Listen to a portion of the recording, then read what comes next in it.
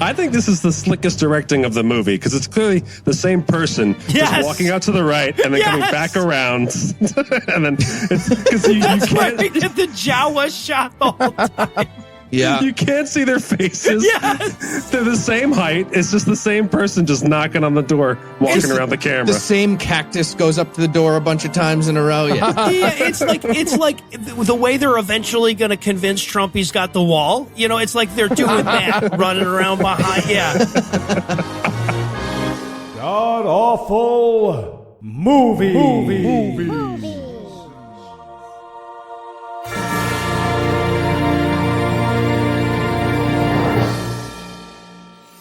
Welcome back to the GAMcast, where each week we sample another selection from Christian cinema because happiness makes you soft. I'm your host, Noah Lugeons, and sitting 700 miles to my immediate left is my good friend HeathEnwright. Heath, welcome back, sir. Thanks, Noah. Thanks. So, you know why you can barely hear me? It's because my mic is next to my belly button. Should I get my mouth in the sound frame? Or No. Is it good? No need Okay. at all. We have new standards. And, of course, sitting 900 miles to my northeast is my bad friend Eli Bosnick. Eli, how are you this fine afternoon, sir? I'm fantastic, Noah. I'm doing this first sound thing with my head cut off.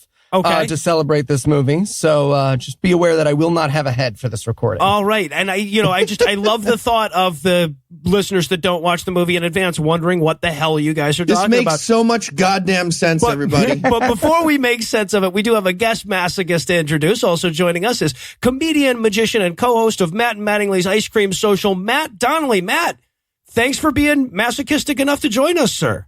Oh, I'm glad to be here. I'm slightly concerned about the whereabouts of my wife and child. I'm willing to table that. I'm willing to table that to sit here and talk to you guys for a good long time. Okay, good. Have you called a shaman? Again, it'll all make sense in the wash, guys. You might have to re-listen to this intro at the end, but you'll love it. All right, so tell us, Heath, let's start breaking down this mystery a bit. What did we watch today? We watched The Missing Christians. It's the story of the rapture told to us from the perspective of 5 inches away from the main character at all times.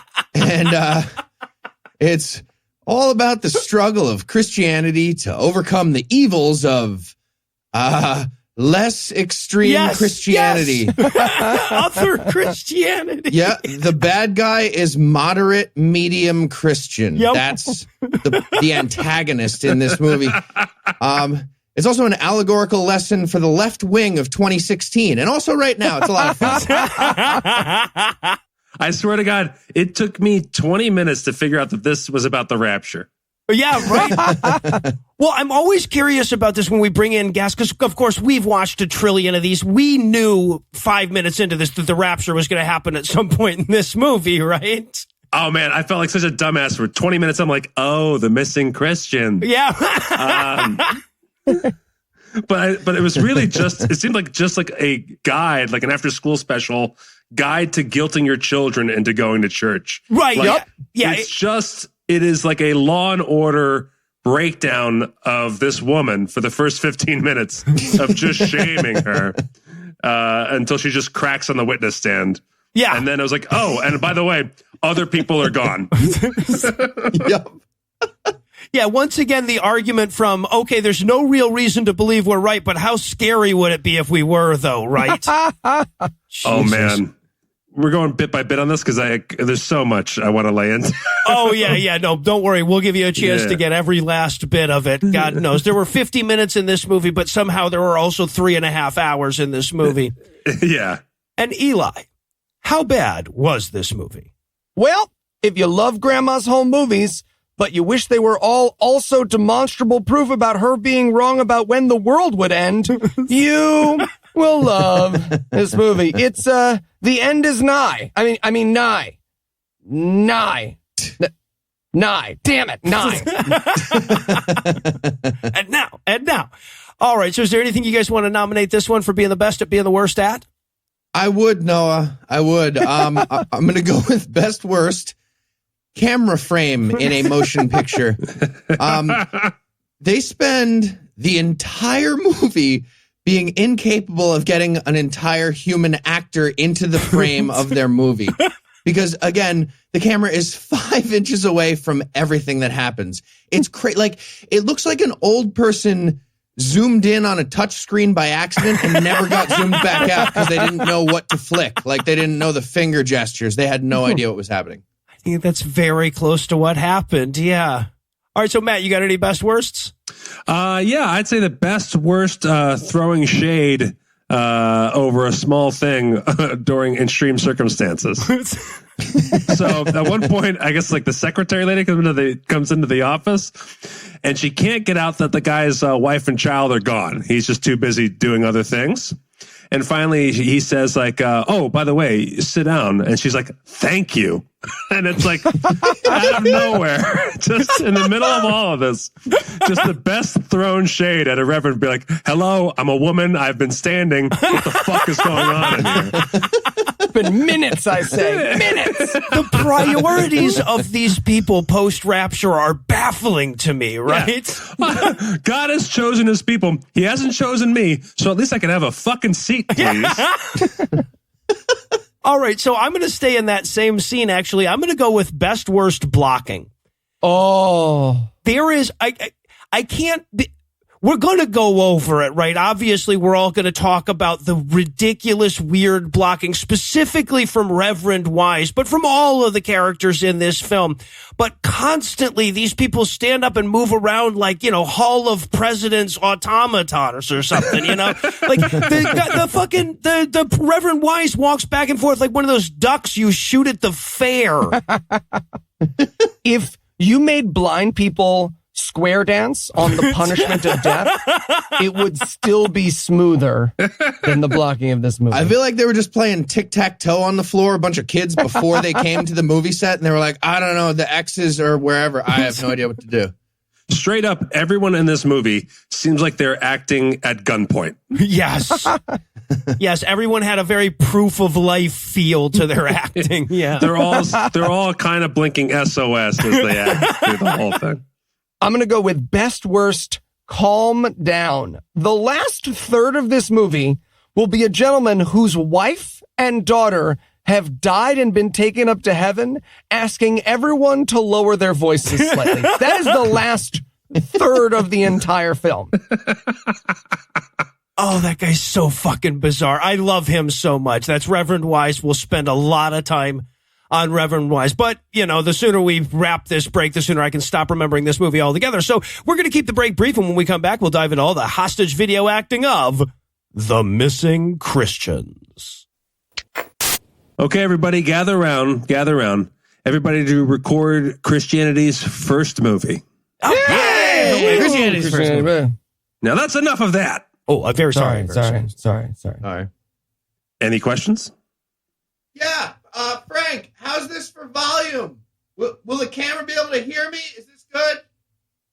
That's perfect. Good? Okay. Yeah. Excuse me, Mr. Director. Yes? The script says I cry. How long do you think I should do that for? I think about 4 or 5 seconds should be fine. About 3 tears? All right. All right, everyone, now let's film this thing from the neck down. Huzzah! Let's do it. What did I say about that rocket? Oh, very sorry. Sorry. Jesus. Oh, wait, I mean, not Jesus. Definitely not Jesus. And we're back for the breakdown, and we're going to start off with the best worst logo of all time. This is what Bible Man aspires to. Literally drawn in crayon. I wouldn't surprise me. And spelled wrong, and they had to fix it on the fly. Yes. It says Evangel Films L Resents, and they were like, fuck, okay. Presents was the word we were trying. That starts with a P. You've drawn an L. Just draw the curvy part on the L at the top, and we're going to keep that frame. It's going to be fine. And it literally says L Resents with a little circle over the top of the L. Yeah, so a quick word of warning. This film has not been formatted to fit your screen. The version of it we found, as Heath alluded to in the intro, it's on YouTube, and the person has transferred just the middle of the frame to YouTube. Right? I saw the logo and I fully expected the camera to pan back and it was just going to be on a flag in front of a Christian marching band. Bunch of high schoolers run through it suddenly or something. Yeah. For we march for Christ and we do it well. Yeah, but we're watching Ein Issen Christia. It's a Christian drum.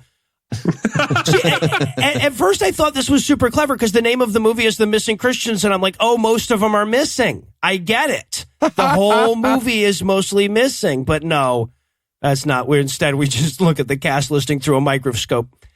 But no, we don't get a marching band. Instead, though, we do get a bunch of scary-looking white people leaving a tent revival. It's like an ink blot test of unattractive white people. It was just weird. I just wrote in my notes, the 50s, when everyone dressed like they had decided to go to Catholic school forever. It was a good era to be in the top button business. Everybody had a top button. Or the bow tie business. I feel like bow ties reached their high water mark in 1952. Yeah, totally unisex. Everyone's into it. It doesn't mean you're crazy or weird. Yeah. And then Tucker Carlson brought it all the way back. Yeah, right. Only he could. Okay, so I feel like Tucker Carlson is very influenced by this movie specifically. If Tucker Carlson were a film, yeah.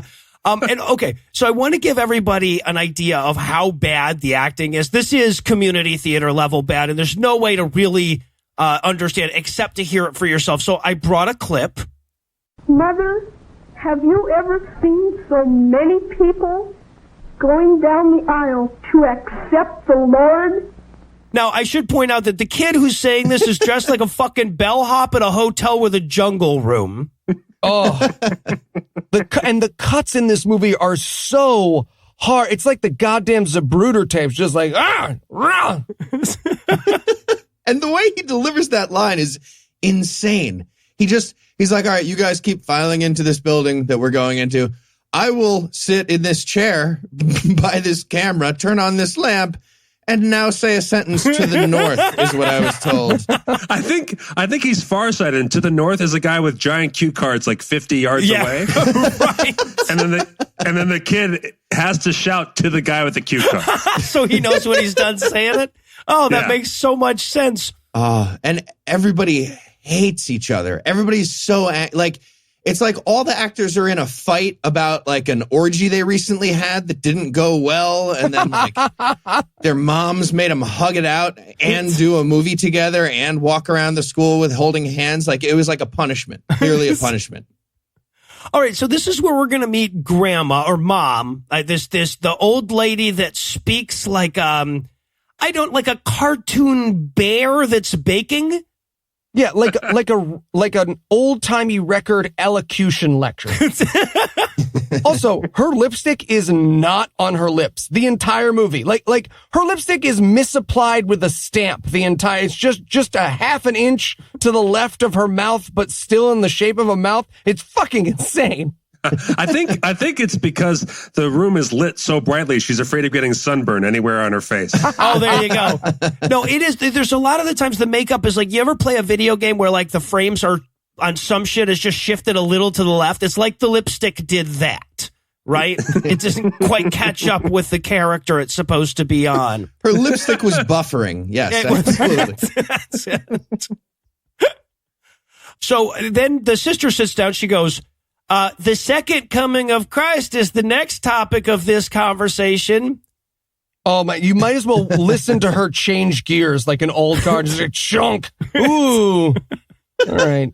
Easier on Mom's clutch. And then finish her line and just throw it into park while she was moving, and then remain perfectly motionless. You have to when you're done with a line, you may not move, or else people can't see the other person's audio track while they're talking. Well, that's it. In the shot, she's in a 2-shot, and the woman who's in the 2-shot does not know she's in the shot at all. No. She's not looking at her. She's just off. She's like, when do they yell cut, and when can I go back to catering? So, but Grady sure does wish Norma had been at this tent revival. Norma the slut, right? And then we're gonna meet Norma, right? So she's like, oh, let's all pray for Norma. Not not on screen. Let's move into this area of this unfilmed area of the frame.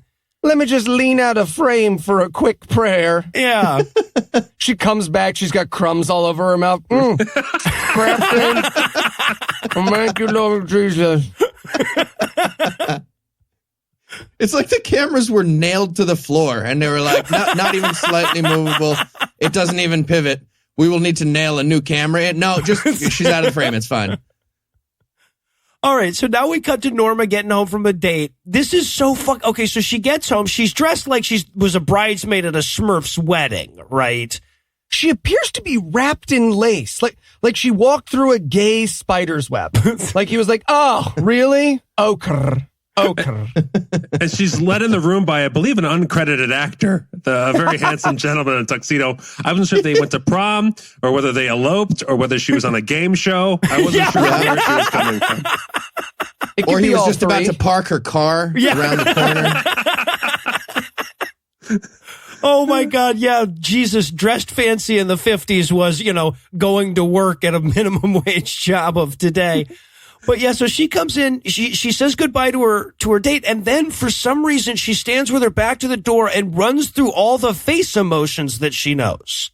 Yeah, this director lets an actor do their job. He lets them use their faces and let us interpret subtext.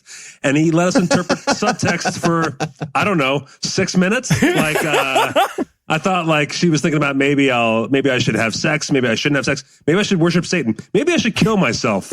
Like there wasn't a thought I didn't think she had in the moment we had to watch her thing. Maybe I should have sex as a lion. Now as a tiger. Now I'll kill myself as a lion. Now as a tiger. Now a really sad tiger. Got it. And I just wrote, man, she just realized what movie she's in. Yeah. That can be hard. So she comes into the living room. She sees the family all sitting around talking about the tent revival. She's like, shit, why are you guys still awake? And the little boy's like, we were making sure your clothes would still be on frontwards, you whore. Panty test. Can we talk about her clothes for just a quick second? That dress that's taking up the entire frame of the entire movie? Like, she might as well shake like a wet dog and splatter everyone with an entire dress of their own. It's insane. Oh, and this little boy is so stilted in his lines. I wrote, fun fact, this little boy's lines were the first time he ever spoke. And the last. Yeah, I had it down as throat constipation. I don't know what that is exactly. Yep. I think with her dress, maybe like she's being rolled up in a carpet like a mob hit that went unsuccessful. This is how they slug with Cleopatra in, y'all. But the family's gonna catch her up on all the tent revival action that she missed, and they sure do wish that Norma would give her heart to the Lord.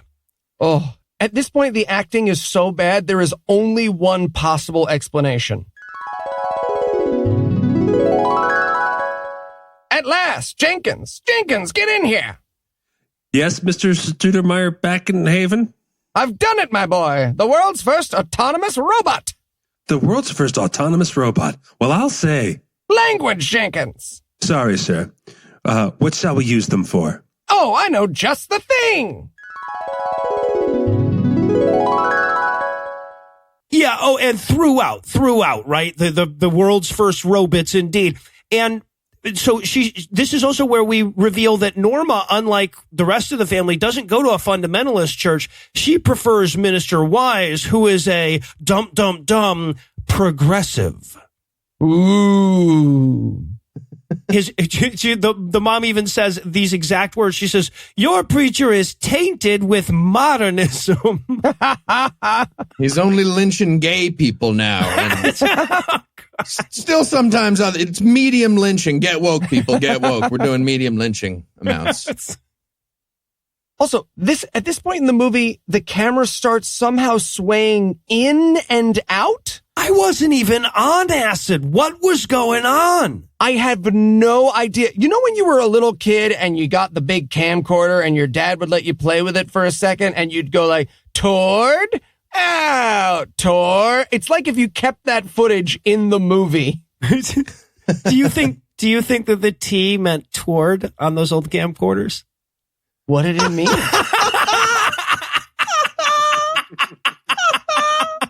And W is for way away. Yeah, for withdraw.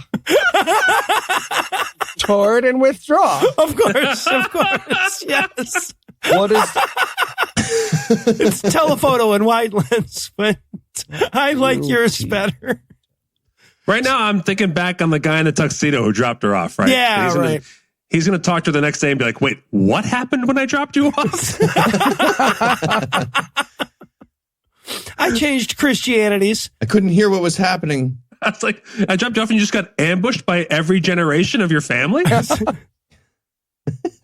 All right. Oh, this is also where we get to see Mom try some crying on. But just for a second. No, just a couple tears. She stands, she cries for exactly 2 seconds because someone off camera was like, and stop or I'll hit you. Oh, God. And more complete stillness, every single actor. It's like they all had to take a shit and they were squeezing it in. You know, when you like don't want to move and you don't want anybody near you because you're tucking it. Turtlehead Productions presents. Oh, absolutely. You don't want the inside of your pants touching your legs, so you try to like stay inside of everything. Makes you shiver. I learned this in film school, everyone. Fiber up. Yeah, but Norma feels terribly ashamed about not worshiping Jesus correctly, so she runs off to bed, and the family decides they're all going to pray. Now, apparently at this point in filmmaking, they hadn't learned that you can just face the camera and pray because everybody then turns ass to the camera, right? Yep. To kneel against the couch, and we end this shot with just everyone's ass in the air. Yeah, everyone's ass in the air with like someone's drowning aunt singing "What a Friend We Have in Jesus" God. over it. Like, and I know part of it is that the film was old that got transferred to digital, but the other part is just this lady being like, those new black singers that we have in 1953. I'm just going to hold these notes as quavery and sad as I can. I think with everyone turning away, it's like they knew in the 50s there's a huge prayer voyeur market in film. That's a tab on Pornhub, anal prayer. Yeah. POV. And that's how they close the scene. We actually get an ass wipe. Yeah.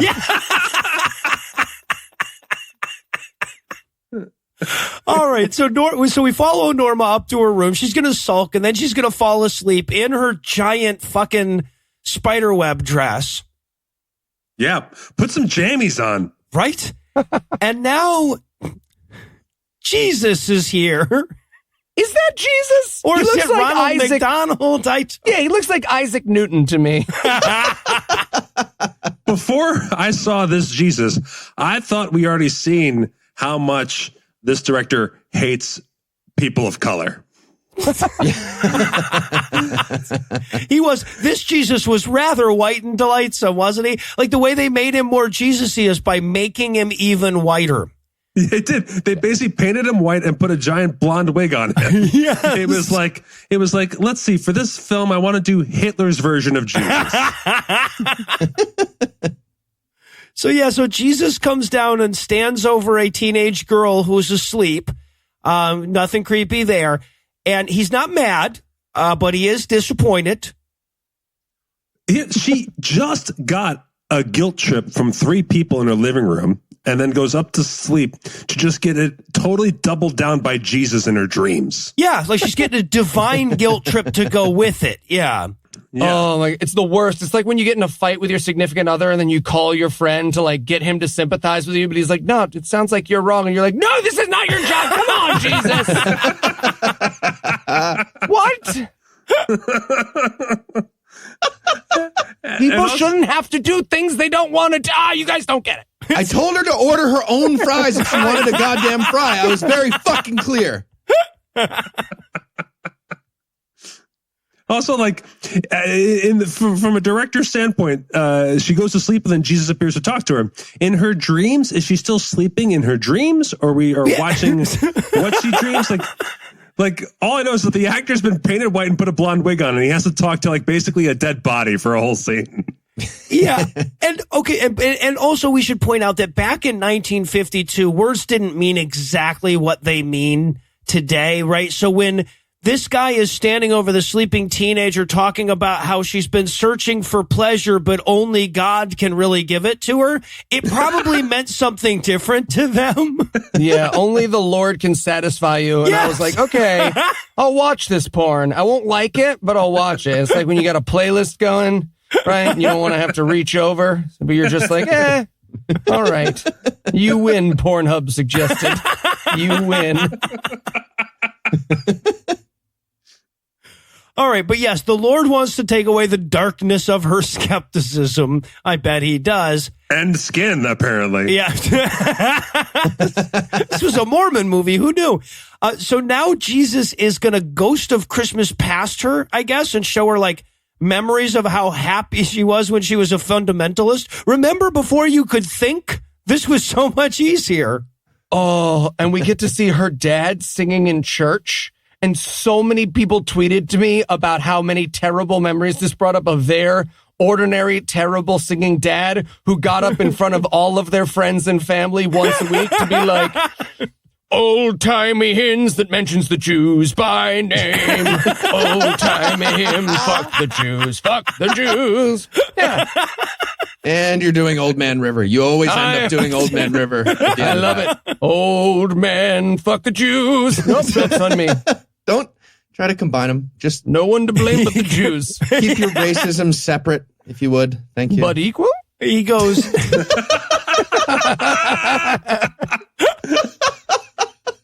That's your Space Force. Get it right.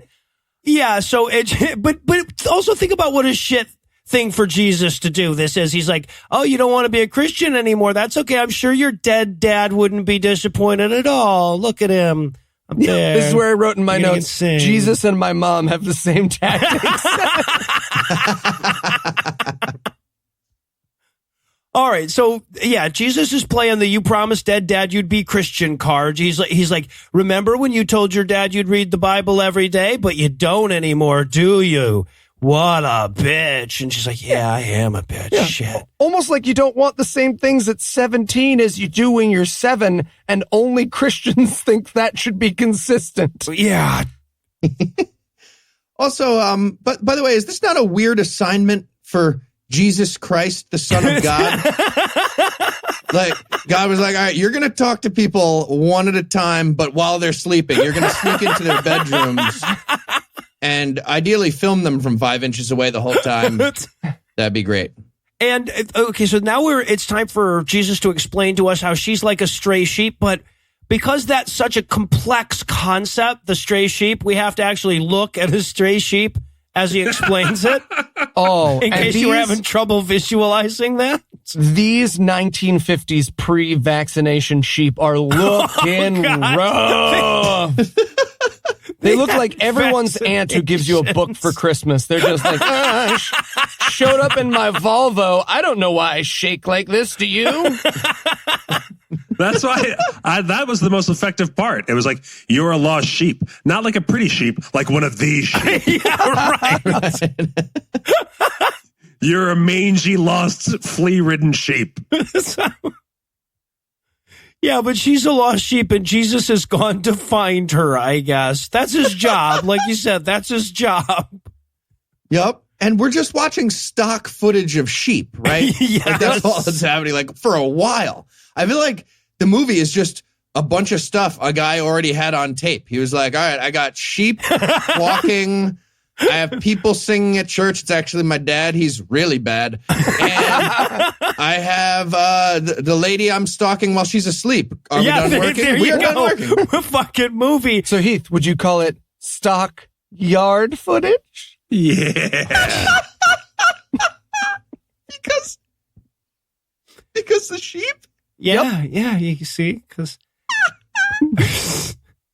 You're so proud of that. He's quite proud. He's Eli quite proud. Stopped us to go back for that. I love it. I feel like he's just needling us. All right, and then Jesus accidentally reads stage directions. Seriously.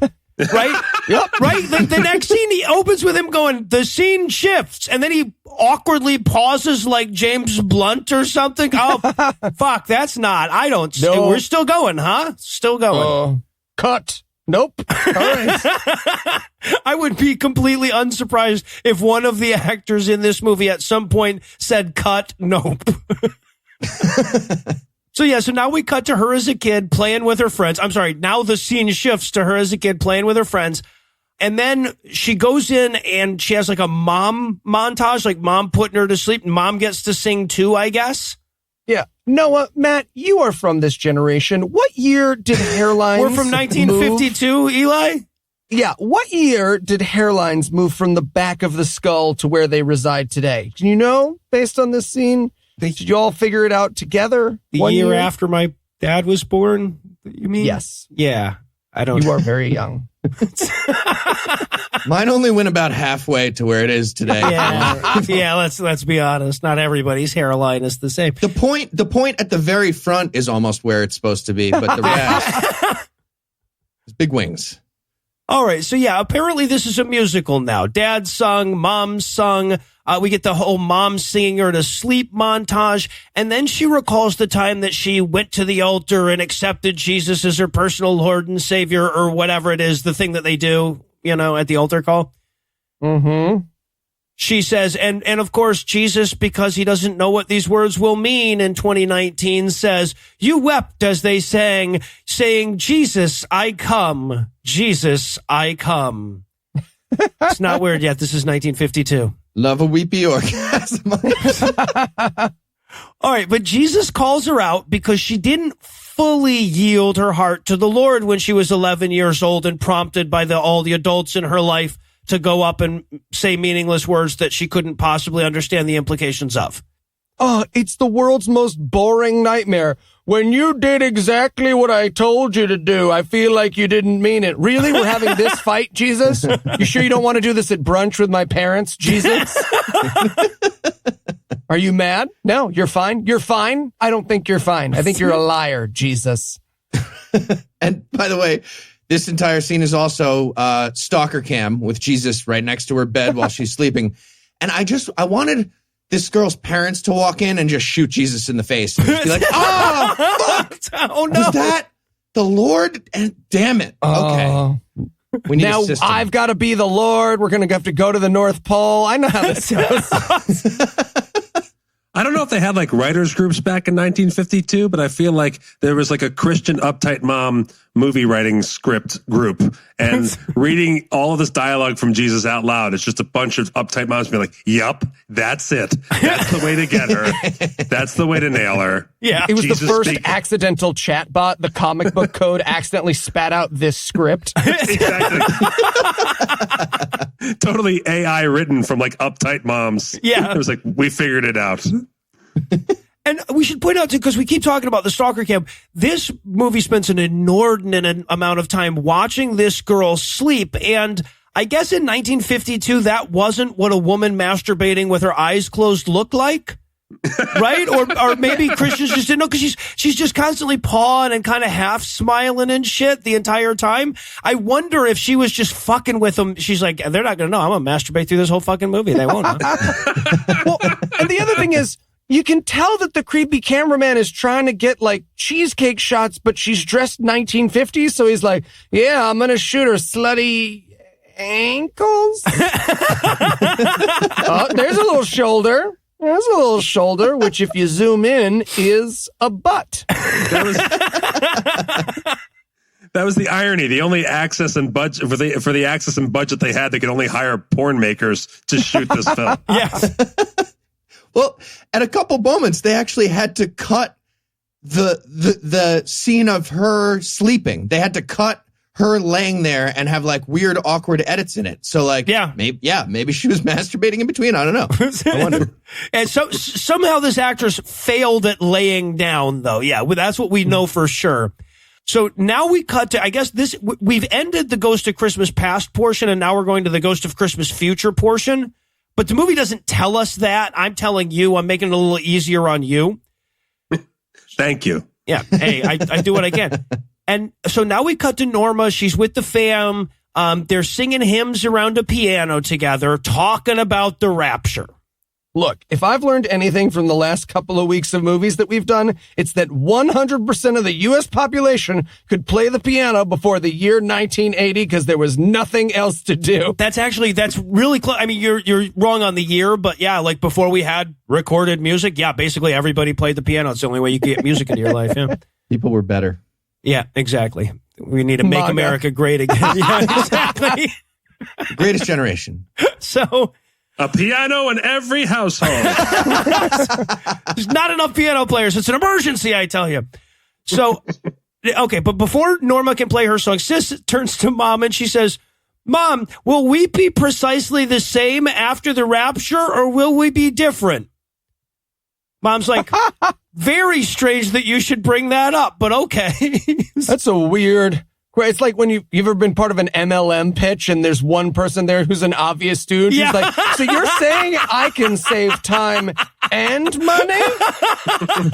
Kathy, you're wearing a Thrive pin. I can see the Thrive. You put a T-shirt on over a shirt that says Thrive with a Thrive pin on it. Oh, Kathy. But Mom explains how awesome and white bathrobe-y the rapture's going to be. Right. They are very clearly, we get a shot of them all very clearly wrapped in sheets here. They didn't bring the hoods. It's fine. Yeah, the other stock footage this guy had was home videos of Klan rallies. That's the rest of his stuff. All right, now one without the masks. And that's why he started shooting and cutting everyone's heads off. Oh. They're all just wearing Klan hoods the whole time. So if you're watching this movie, anytime you can't see someone's head, it's because they're wearing a Klan hood. Oh, that makes a lot of sense. Puts this movie into context.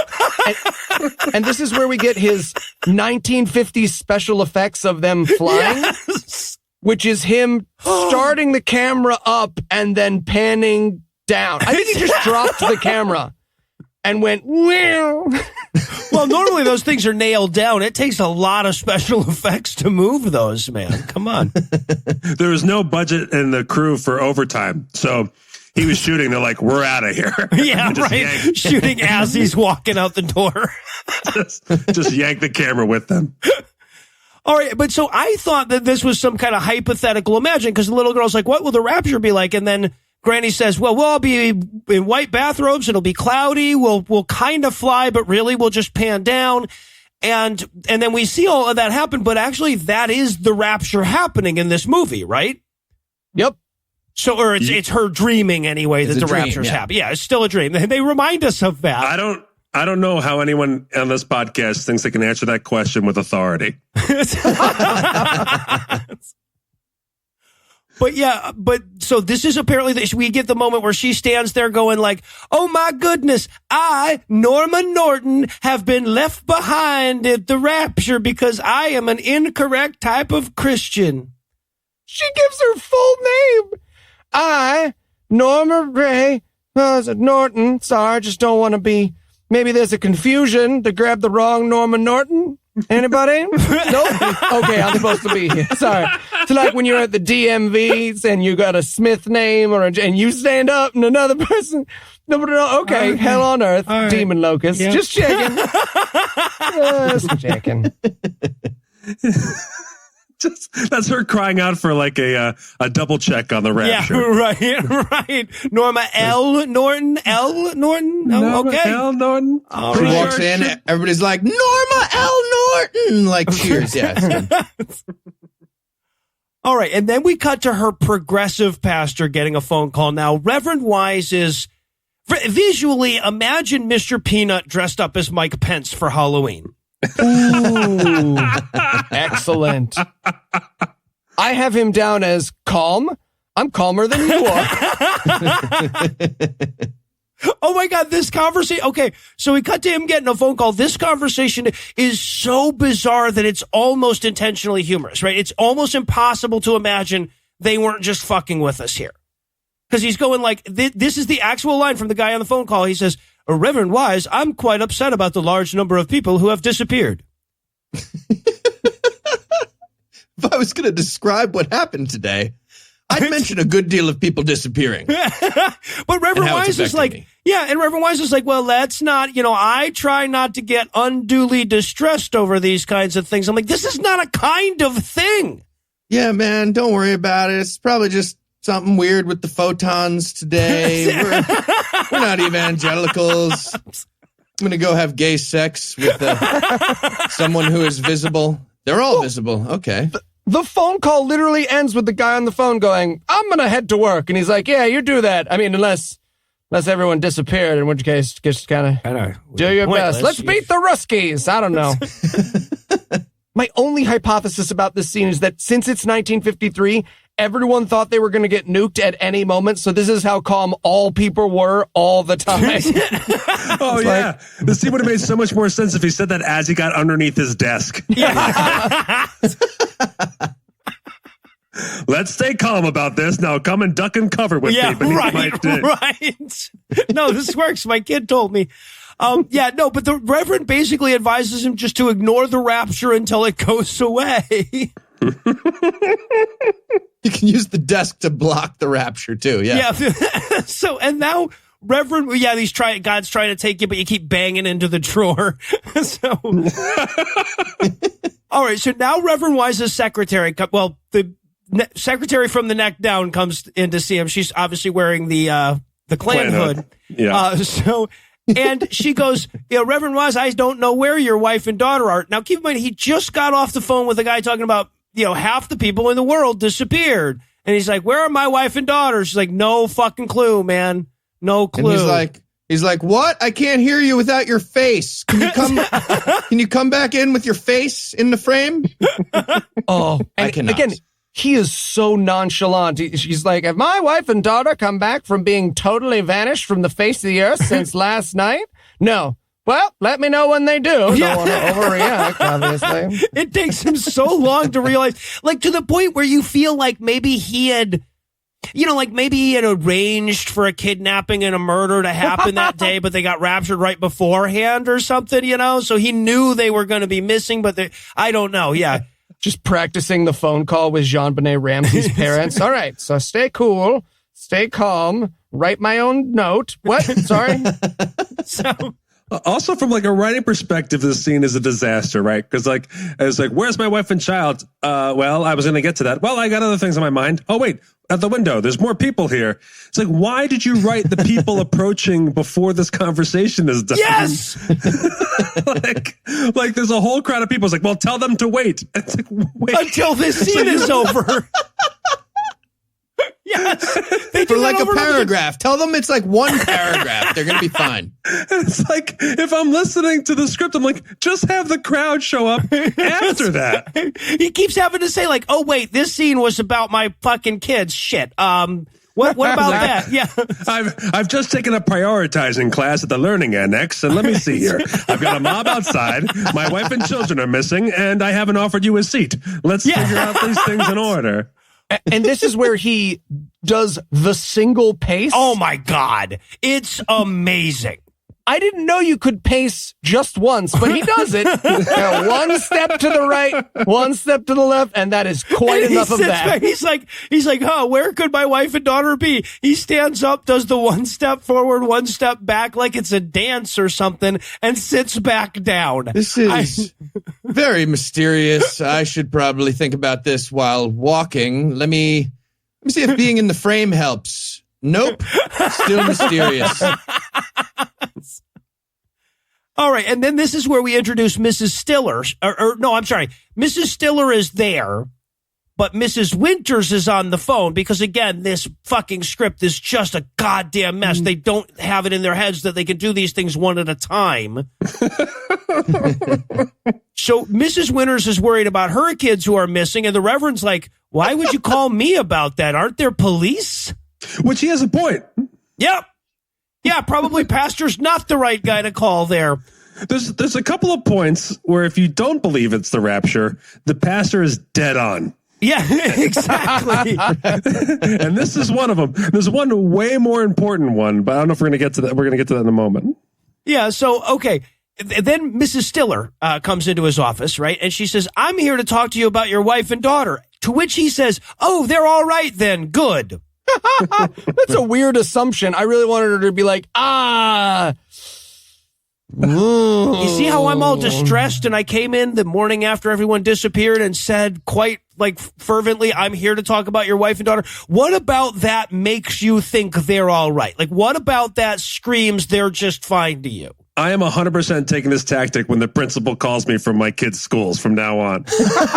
I'm calling you by, they're fine then. Hey, Matt, we're here to talk to you about your kids. Oh, they're doing fantastic? Well, thanks for the update. Click. Are you telling me they're not disappeared? This is fucking great. Cool. You come in every morning at this time to tell me my wife and daughter still exist, so we're nailing it. Hello, Matt. It's St. Rose Hospital. It's about your wife. Oh, she's fantastic. Thank you. Yeah, Click. A doctor knows that my wife is fantastic. Excellent. Goodbye. Could you put her on for? Nah, just don't worry about it. Don't worry about it. Good talk. Good talk. If you talk to her, tell her I'm slaying the spire. All right. So, but while Mrs. Stiller's in there to talk to him about his wife and his daughter, this huge crowd shows up that wants to return his defective brand of Christianity. Yes. So we pan this crowd of, like, I guess this is supposed to be an angry mob, but it's the 50s, right? So they're just shaking their fists and shit. Hey, this is the 1950s equivalent of shitting in your hand and throwing it, Noah. This is pretty intense. And they finally got the top of the frame above head level for the very first time in this movie. So that was exciting. But yeah, all of these people had heads. It was awesome. Yeah. Well, I really wanted the crowd to have no heads. I would have been really excited if it was just like all headless people. Or hoods, yeah. Okay, but he's like, why would they come to see me in such a distressing time? And even Mrs. Stiller's like, dude, you're their fucking pastor. This is the least egotistical pastor I've ever seen. That's a good thing. Yeah, right. He's like, yeah, but that means I'm useless, though. Shit's going down with kids. Call the cops. Shit's going down in town. Don't bother me. And this is where he suddenly remembers this scene was supposed to be about his wife and daughter, right? He's like, oh, right, weren't you here to tell me about? She's like, odd that we would script this and not just go back. But yes, that is what I was here. That's amazing. That it just was like, oh, yeah, I forgot. I don't know where my wife and kid are. Yeah.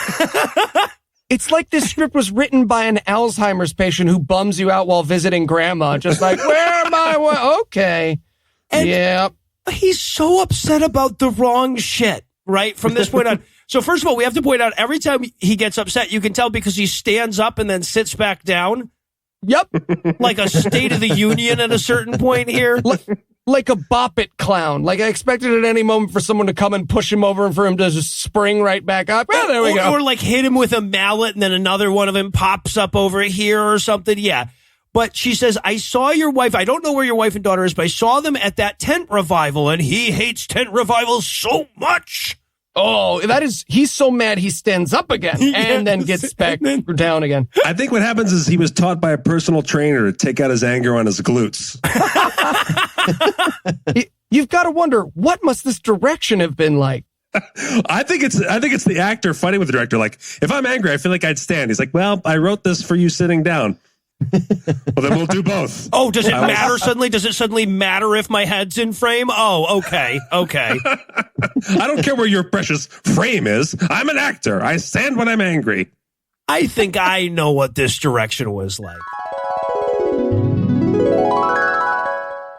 All right, now, Joe. In this scene, you find out your wife and daughter went to the big revival meeting, and you're really torn up about it. Got it? Oh, yeah. I saw them last night at the revival. What? Impossible stand. Cut! Joe, the line is, what? Impossible. And then you stand. You don't say stand. Oh, okay, I see. Sorry. Try it again. Action! I saw them last night at the revival. What? Impossible, and then you stand. You don't say stand. No, just say what impossible. What impossible? During the scene. Okay, sorry. So I got it. Okay, keep rolling. Action. I saw them last What night. impossible? Never mind. Exactly. But here's my question. Is his first reaction that he thinks the evangelical minister is fucking his wife and child together? Because that's definitely what I got from his reaction. He's like, wait till I get my hands on him. It's like, oh, all right. This is point number 2 I talked about, or the priest was dead right. Point number 1 was call the cops if kids are missing. And point number 2, if there's even a 1% chance this rapture thing isn't happening, yeah, your wife ran off with this sexy guy. Yes. Yeah, well, this is hilarious. She goes like, he says, wait till I get my hand on that preacher, and the woman, Mrs. Stiller, says, oh, you won't be getting your hands on him. And his immediate reaction is, you mean he ran off with my wife and kid? She's like, why the fuck would you assume that, dude? It's like, because of the facts, dude. And then after all of this, his secretary who walks in, he turns to the secretary and he goes, where's my wife and kids? It's again, scripting via Alzheimer's. And she's like, yeah, okay, just to review our conversation from 1 minute ago, I will repeat the exact same words. Your family went to a revival meeting. Now they're gone. Along with everybody else at the meeting. Just said that. Quick question. Where are my wife and kids? And these 2 women are there to be like, listen, stop worrying about your family. Let's talk about your path of Christianity. Yeah, right. Let's get to something important. This guy just won't let his wife and kids go. And this is where we learn that Reverend Wise is, a moderate Christian pastor of nihilism. That's what that means here. He's like, yeah, I'm a progressive pastor, so we believe in literally nothing. I would describe that as much less than the amount of stuff they believe in at the revival, if I'm being honest. We wrote down their beliefs and stacked it up. Their pile would be way taller than our nothing pile. I heard they met the other night at like midnight. I would never do that. I'm a hard out at 10 p.m. with my Christianity every night. Well, I'll tell you what, right then, though, Norma shows up. She's about to shed a little light on this whole thing, but holy shit, do I need a break before this scene goes on any longer. So let me give Act 3 the hard sell here. Can Nick Cage land the plane in time? Will their parkour be enough to take down the Antichrist? You ever notice how all the Rapture movies just run together in your head? Find out the answers to these questions and more when we return for the monotone conclusion of The Missing Christians. Hello, everyone. Welcome to Reverend Wise's Church of the Atheist Christendom. Let's get this thing started. Anybody got a Bible? No? Fuck. Knew I should have brought one. Okay, that's fine. I have this salad dressing bottle. I'm just going to read from that instead. Mrs. Studemeyer, you want to... Yeah. Olive oil, milk, spices, paprika, cinnamon, salt, and pepper. Salt and pepper. Is there milk in it? Amen. All right, let's go home and have some gay sex. Huzzah! And we're back for more of this shit. When we left off, Reverend Wise was holding a large white box with the word rapture printed on the outside, wondering what it could be.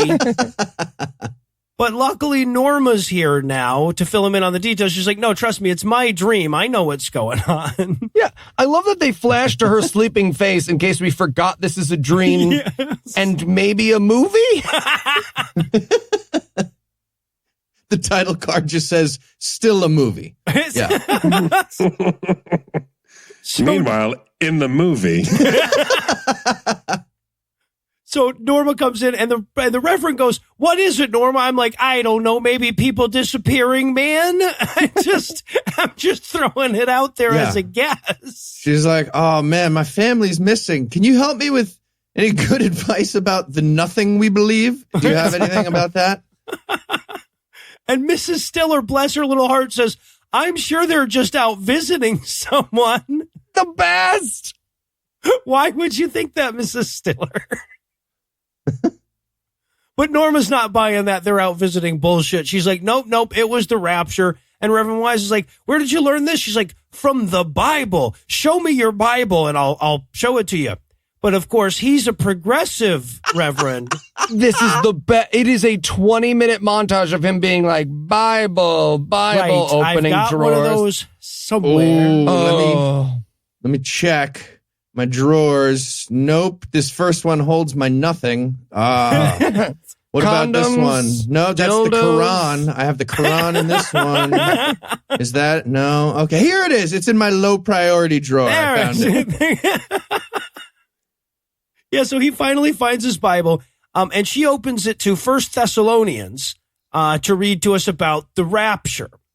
And Reverend Wise tries to talk her down from this fundamentalist bullshit, but she's pretty pissed, right? And there's this awesome moment. It's the most honest anyone has ever been with a pastor in a Christian movie, right? Because he's the bad guy pastor. He's the progressive pastor. So she's allowed to say, everything you told me was deceptive nonsense. You've taken advantage of me. These are all lies. And I'm like, yep, that is how to handle a pastor. Yep. The actress just keeps going. It cuts away hard. Sorry. Someone needed electroshock therapy, but Norma's fine now. Norma. I also just want to say that, like, I also, again, if you just think about this from the pastor's perspective, his wife and kid are missing, and this woman's like, no, check this out. Open your Bible. Boom. They're gone. And the pastor's like, Norma, you're hysterical. Slaps her in the face a bunch of times. I need to give you a hand job now. Calm you the fuck down. Okay, there is a moment of that where you have to go because he goes, Norma, and then there's a hard cut, and she goes, oh no, I'm not. Like, what did they cut? You're acting like a Jewess, Norma. Yeah, right. You're acting like a Jewess again. I have this dildo of Darwin's exact replica penis. But I will need to use this to calm you down. It actually was a non sequitur. He said, females deserve to have orgasms. And then just totally cut it. I'm sorry, what? Get that out of the film. I don't even know what words you're saying. That's nonsense. Yeah, right. I think Heath wanted us out of the podcast. Burn this down and kill the crew. And also, we notice, and if you watch these any of these movies along with us, you already know this, but Norma reminds us that the more Christian you are, the more syllables you can get out of the word Lord. She's at 3. She definitely saw a production of The Glass Menagerie and was like, got it, taking notes, gonna nail it in my Christian movie. Yeah, but this is where she admits that she half-assed her altar call and wouldn't be a real Christian because she was afraid her friends would pick on her. And at this point, she's yelling at at Reverend Wise, and he's backing away from her. And it's hilarious because at a certain point, he's like hiding behind the curtains. He's climbing on things. Again, anytime this guy moves, it's gold. And these two lines appear exactly in order. I thought my parents were fanatics, and now we're all going to go to hell. So the people who believe this stuff isn't a fanatic, we're going to burn in fire forever. Got sucked in by your dungeon of whores that is moderate religion, and now we're going to hell. Thanks. Oh, yeah, Mrs. Stiller at this point, she says, well, none of my friends got raptured because they love I am not making this shit up, they love their card parties and dances more than they love the Lord. Oh, how mad would you be if you get down to hell and the devil's just like, do you know why you're here? And you're like, why? And he's like, bridge. Yeah, so yes, this movie is warning us about the dangers of Uno and doing the Charleston. And dancing. Yeah. With a capital T, and that rhymes with P, and that stands for polka. Yes. Trouble in River City. On the script, it was capital L Olka, and they had to cross it out and put a P back in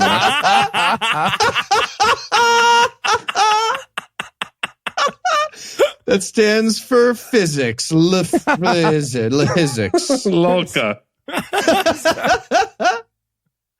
Yeah, so but Reverend Wise realizes the error of his ways, and he sure is ashamed of all that incorrect preaching he's been doing his whole life. He sure is sorry. Yep. But okay, here's the thing about this movie. It's supposed to convince us to be Christian. And look, if the rapture happened, I too would start believing in the Bible. If I dreamed about it, I would. Why are they undercutting their own stupid fucking movie? You don't have to make it a dream. You can make it the movie. Yeah, exactly. Although, to be fair, we should probably get ready for what our show will be like if we're wrong. Well, that's true.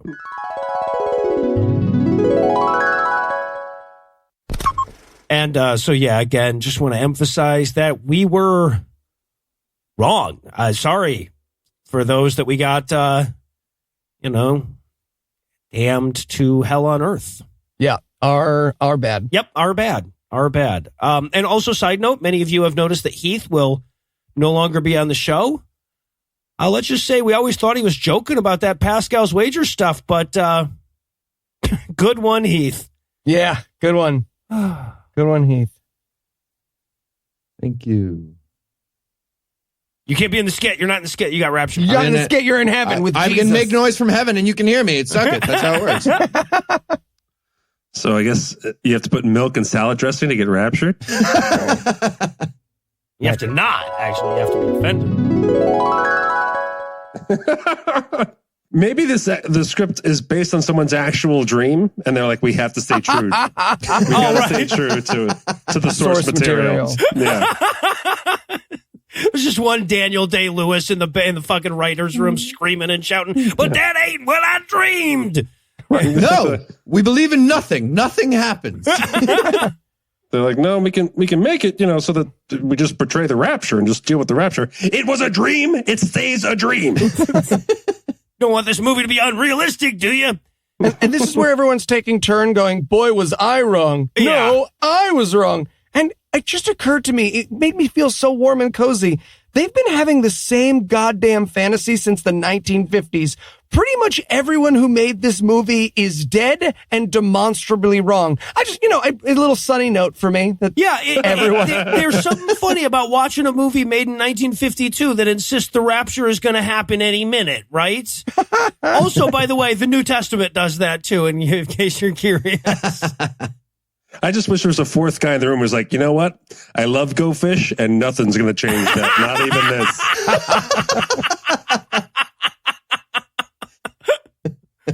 this. Did have sevens, though, the motherfucking liar.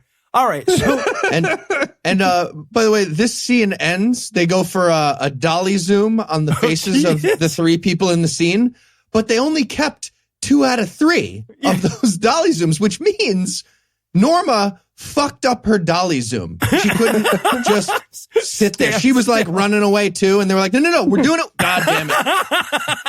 I'm just pushing the T. It's time to run away. That's what T stands for. Don't put on the hood. God damn it, I'm not that close yet. You already said it was my martini shot, and I'm 2 martinis in. I can't shoot a close-up. I'm hammered.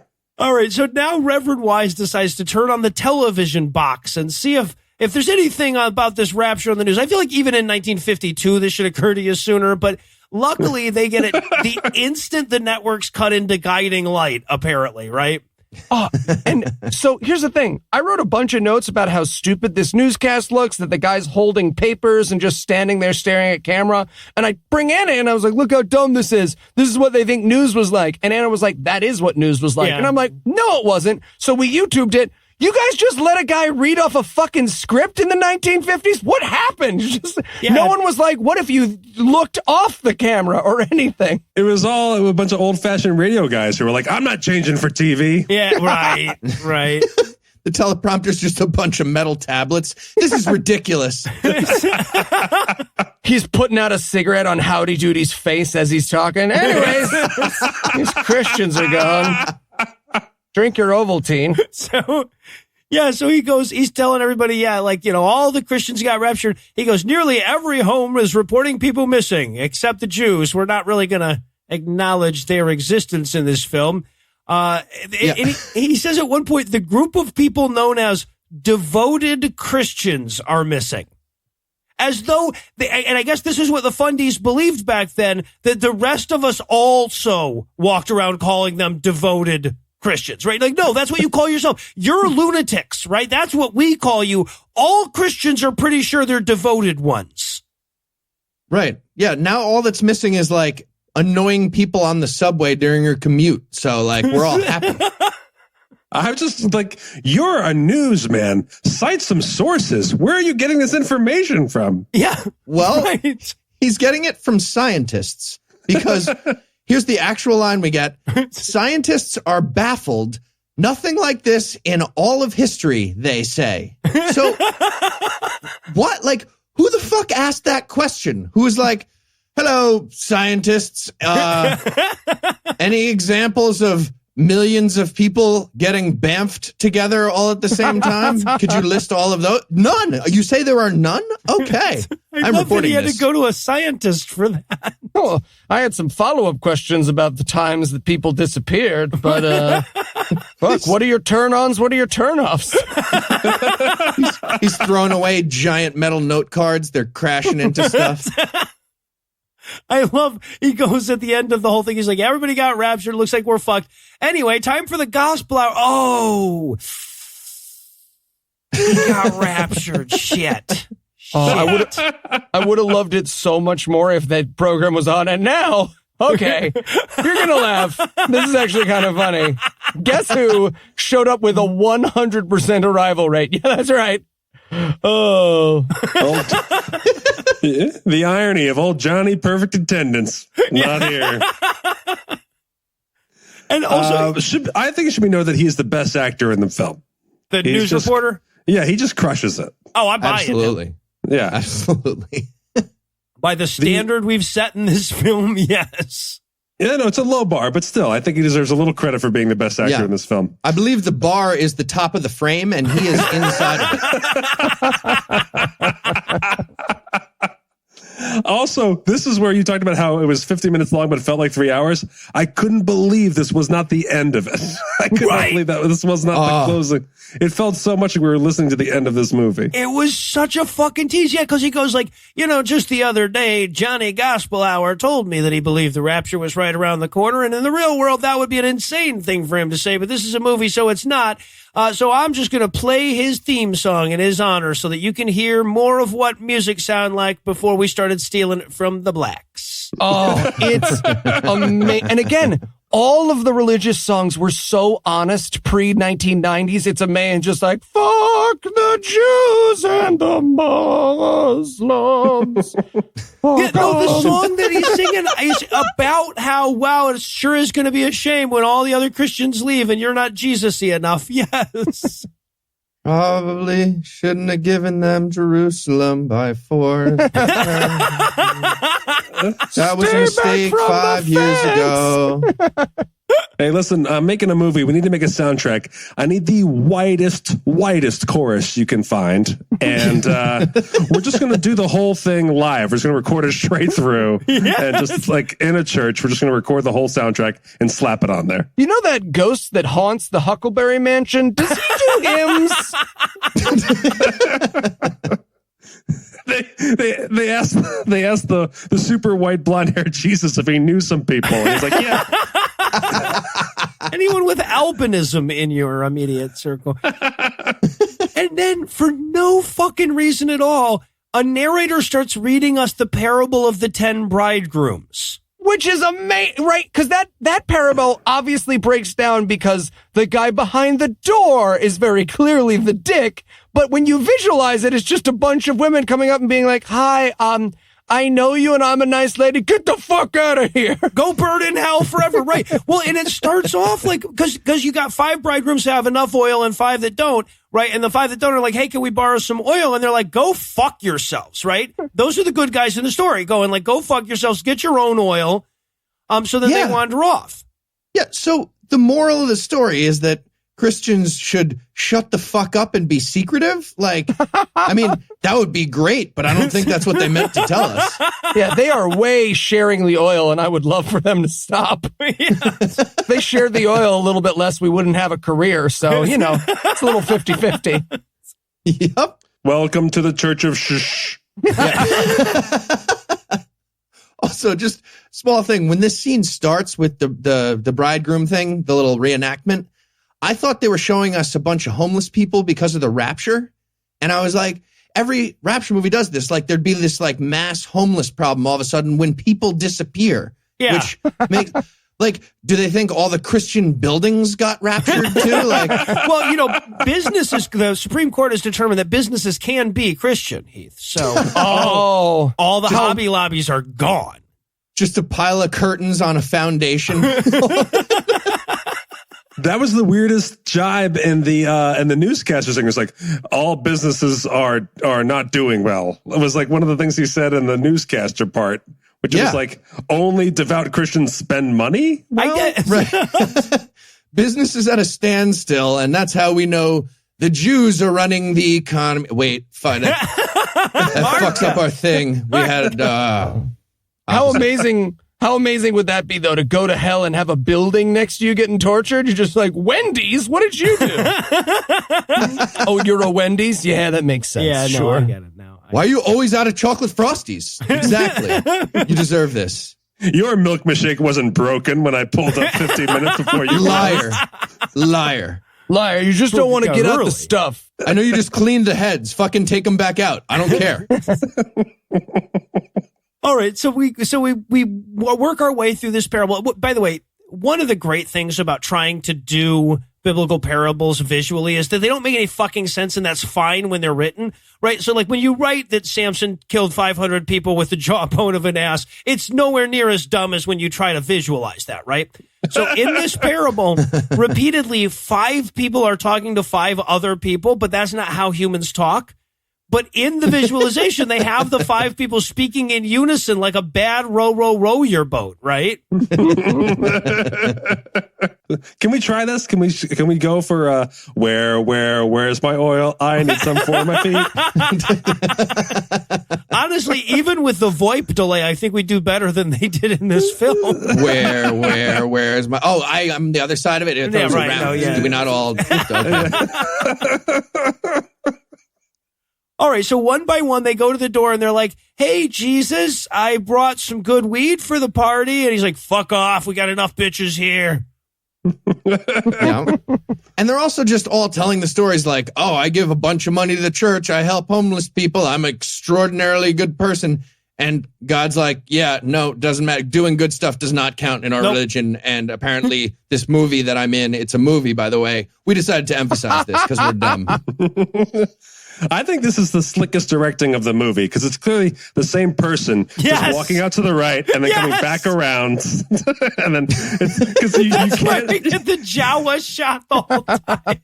Yeah. You can't see their faces. Yes. They're the same height. It's just the same person just knocking on the door, walking around the camera. The same cactus goes up to the door a bunch of times in a row. Yeah. Yeah, it's like the way they're eventually going to convince Trump he's got the wall. It's like they're doing that, running around behind. Yeah. Also, by the way, heaven is apparently a first floor shitty apartment with a plywood door that doesn't open. I literally wrote in my notes, heaven is Heath's apartment. Whatever, guys. It's a brownstone, and years from now, it's going to be worth millions. Yeah. Whatever. You can slide the plywood. I have it set up so you can move it. You can get in. And then they start singing. And so one by one, we go through all 5 of these girls that come up and say, come on, Jesus, I'll do hand stuff. I'll do mouth stuff. And he's like, no, too late. And then they start singing this creepy ass hymn about being too late to love Jesus. And it's almost Python-esque. It's so fucking direct. It's almost please don't boil us in a vat. Right? But then, just then, Norma wakes up from this terrible, terrible dream. Yep. She sits straight up out of bed just because even in the 1950s, Noah could go fuck himself. Yeah, well, she doesn't quite do the straight setup. She's better than most. But yeah, she wakes up and she says, oh my God, it was only a dream, but it could come true. And I'm like, false. And she says, it will come true. I'm like, falser. We're getting colder. What? False. You are dead now.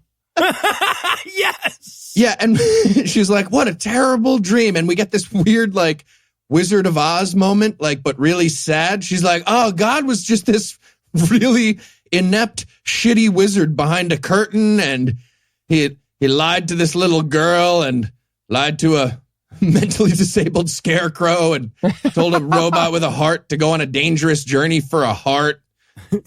Lied to a lion with PTSD. He's an asshole. He's an asshole god.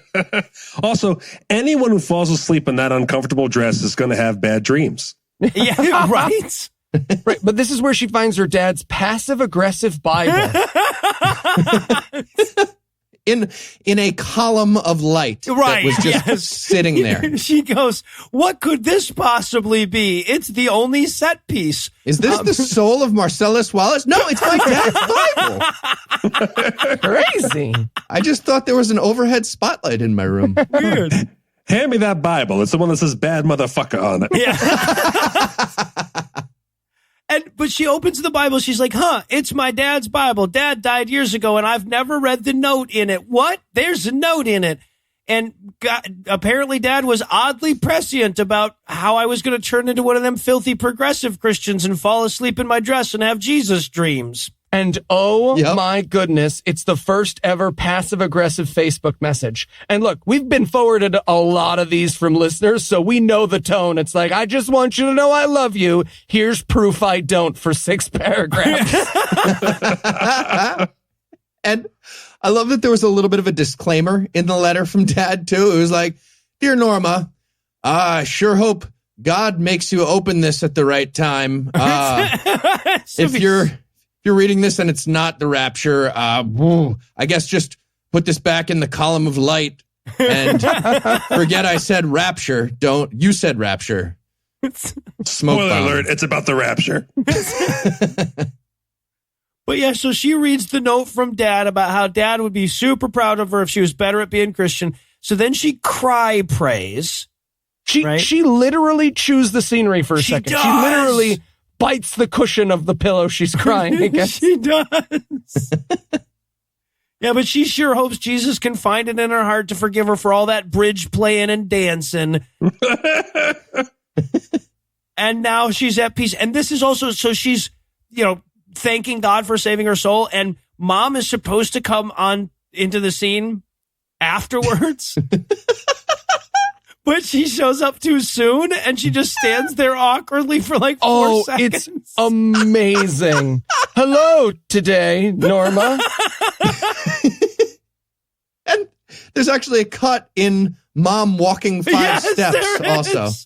This was the second try. I really want to see what happened during that cut. What did she do? Did she start doing like a dance move that they didn't like?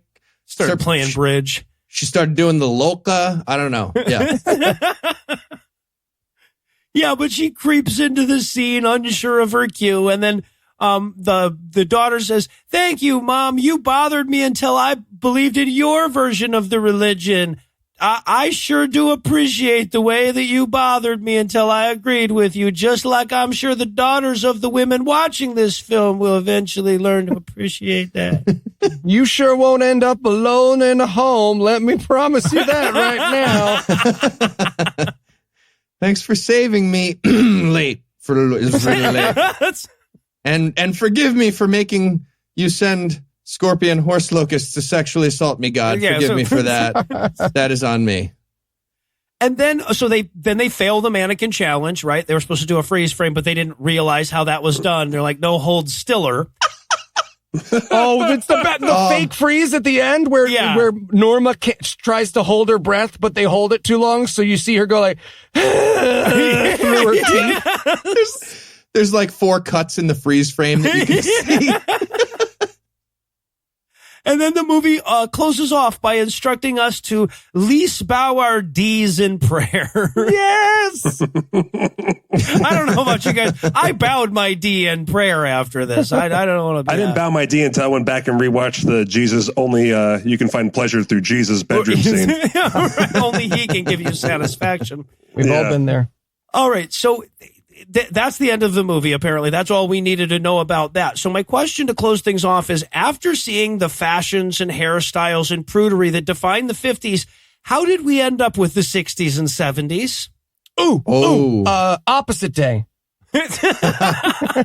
I was going to say marital sexual assault didn't exist. So Oh, right. No, okay. still doesn't in a bunch of states right now, pretty sure. Wow, thanks Heath, for adding such a Bring high it note. down. I know. I was going to say LSD, but that really doesn't. Everyone looks like a lizard now. All right. Well, Matt, I'm dying to know, too. Obviously, this is your first time. And most of our guests, it's first time, last time kind of a thing. But like, out of curiosity, how bad was this, like, compared to what you expected? Well, I actually loved this because I was expecting I've actually even known people who make like more modern Christian movies that try to stay hip and stuff. And I was really actually thrilled to see something just go right from A to A, like just go right down the line of like the most Christian logic, slam you over the head. This is what we could do with all of our resources. Give it was us great. access to them. Who are they? I actually was thinking there is a guy I know who did direct some Christian movies who I bet would do this podcast. Bring him to us. Yeah, it's funny. We actually have a guy who directed several Christian movies that we've done that is a listener. He's an atheist. He's a listener, and he loves the show and everything. And he's just occasionally he'll write in and say, "Come on, man, come on." The cinematography was good in that one. Though. I did my best. The key grip was strong. Come on. You guys didn't mention at all that it really did have good cinematography, though. All right. So, Matt, can't thank you enough for hanging out with us. But if our listeners aren't quite done with you yet, where can they go to find more of you? Oh, okay. You can go to heyscoops.com or search on any podcast app for Matt Mattingly's Ice Cream Social.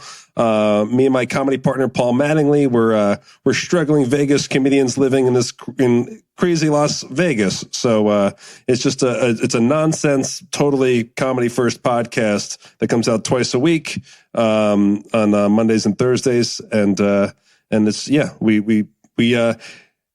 he is a Kentucky-born Star Trek guy, and I was a sports playing New Jersey guy, and we have no interest in common except for making each other laugh. And so every week's just a clash of how the hell do we even get along every week. Awesome. And of course, if the instructions that Matt gave you are a little too complicated, you can also check the show notes for this episode. I'll have everything linked on there. Matt, thanks again, man. Yeah, thank you guys. And well, that does it for our review of The Missing Christians. That's not going to do it for the episode just yet because we still need to rope you back in next week. So, Eli, tell us, what's on deck? Run the race. Oh, God.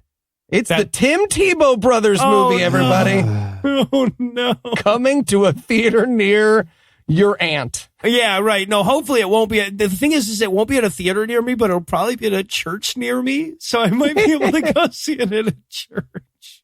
So with that to look forward to, we'll bring episode 183 to a merciful close. Once again, a huge thanks to Matt Donnelly for hanging out with us today, and a perhaps even huger thanks to all the Patreon donors that help make the show go. If you'd like to count yourself among their ranks, you can make a per episode donation at patreon.com/godawful and thereby earn early access to an ad-free version of every episode. You can also help a ton by leaving a 5-star review on iTunes and by sharing the show on all your various social media platforms. And if you enjoyed this show, be sure to check out our sibling shows, The Scathing Atheist, Citation Needed, and The Skeptocrat, available on iTunes, Stitcher, and wherever else podcasts live. If you have questions, comments, or cinematic suggestions, you can email godawfulmovies@gmail.com. Legal services for this podcast are provided by the law offices of P. Andrew Torres. Tim Robertson takes care of our social media. Our theme song was written and performed by Ryan Slotnick of Evil Giraffes on Mars. All other music was written and performed by our audio engineer, Morgan Clark, and was used with permission. Thanks again for giving us a chunk of your life this week. For HeathEnwright, Eli Bosnick, I'm No Illusions. Promise to work hard and earn another chunk next week. Until then, we'll leave you with the Breakfast Club close.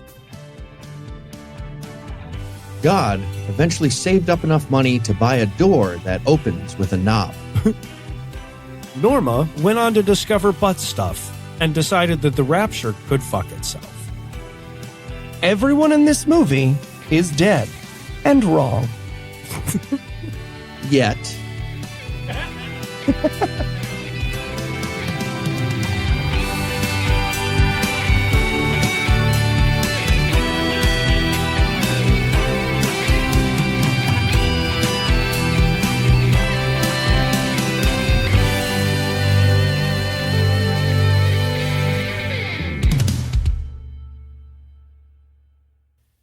You're welcome, Morgan, whoever you are. He works in the shadows, makes us sound good. He's our listener. Yeah.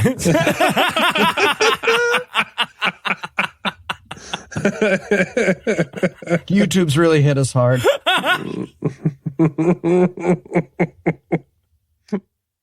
And I just, if you wanted to thank Eli for giving you the first line, having the name Studa Meyer Backerhaven in it, I just, you can thank him for that. Cheater, giving him hints. Rude. Thank Mike you. Krzyzewski. What? That's a progressive church, y'all. That's what the progressives do. Eli, do you put soy milk in your salad dressing? Do you not? Okay. All right. Go to a hospital. And we didn't have those portable fucking, they didn't have portable, Jesus. Paper? It was a bunch of you think I'll make another point. Yeah. We didn't have portable teleprompters back then. I could not come up with a term teleprompter. Paper. They have portable paper. They had big pieces of paper. Yeah, that's what he was reading lazy. off of. Need big ones. The preceding podcast was a production of Puzzle and a Thunderstorm LLC, copyright 2019, all rights reserved.